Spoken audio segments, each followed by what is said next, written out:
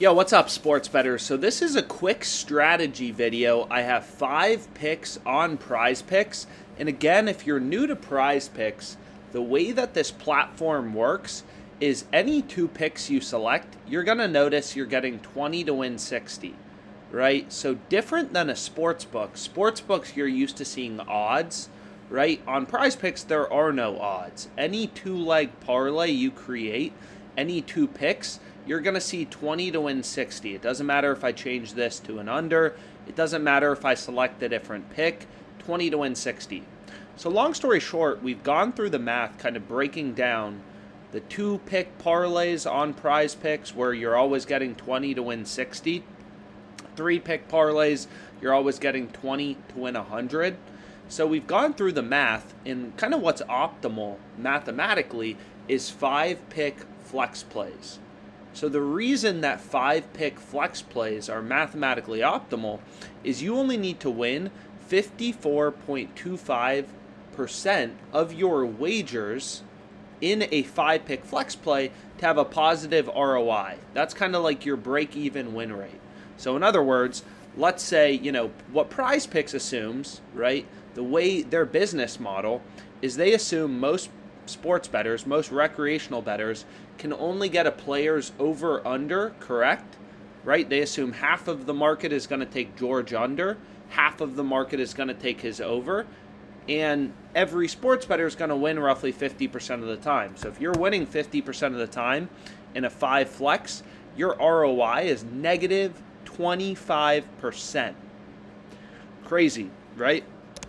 And then if you're winning 54.25% of your plays, so you have to beat the average, right? You have to win the majority of your plays or the majority of your picks to make money on PrizePicks flex plays, then your ROI is about 0.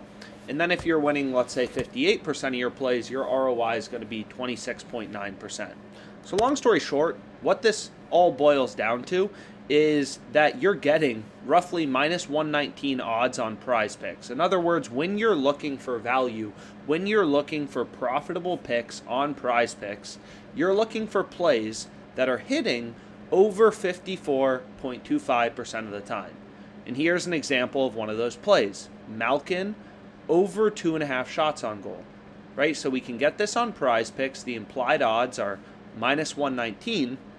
And what you're going to notice is all of the sports books have the over for Malkin heavily favored, right? So if we zoom in, you can see this is a PrizePicks competitor parlay play. It works basically the exact same way as PrizePicks, so we'll ignore it.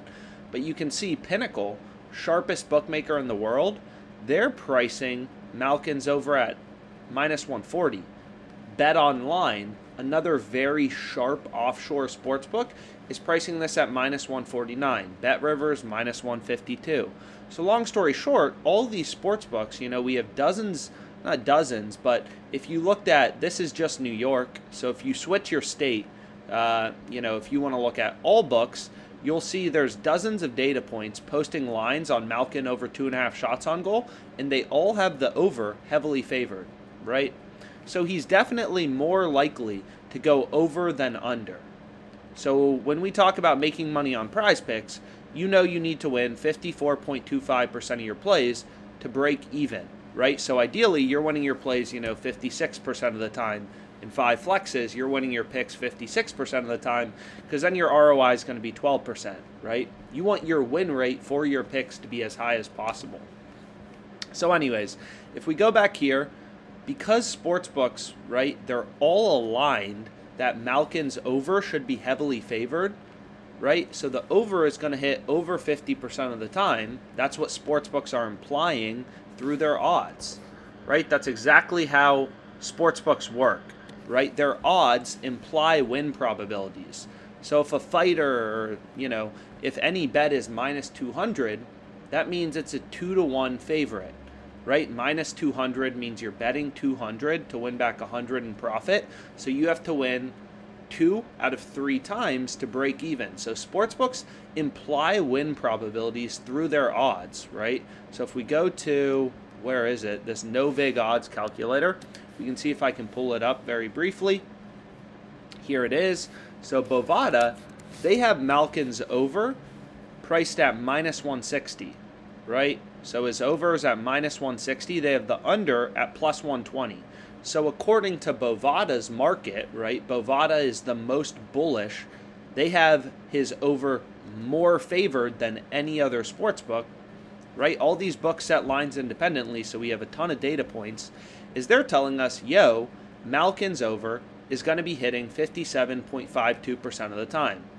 That's what their market is implying, right? If they were even more bullish and had this minus 180, let's say, minus 180 plus 140, they'd be implying, yo, his over 60.67% to hit. But their market was minus 160 plus 120, implying 57.52%.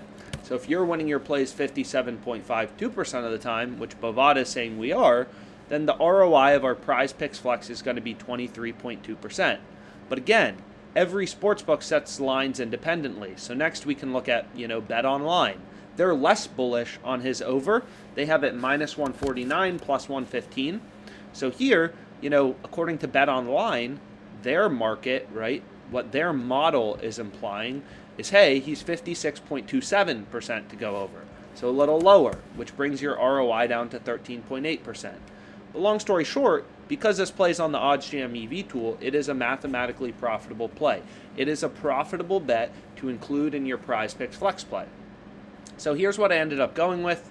Boom, boom, boom. 5 picks. Donovan Mitchell, under 9.5 rebounds plus assists. Malkin over 2.5 shots on goal. Jalen Williams over 15.5 points. Hayton under 2.5 shots on goal. Mike Conley under 12.5 points. You can see, this Hayton play right from the EV tool. So 2 plays right from the EV tool. And let's make some money, guys.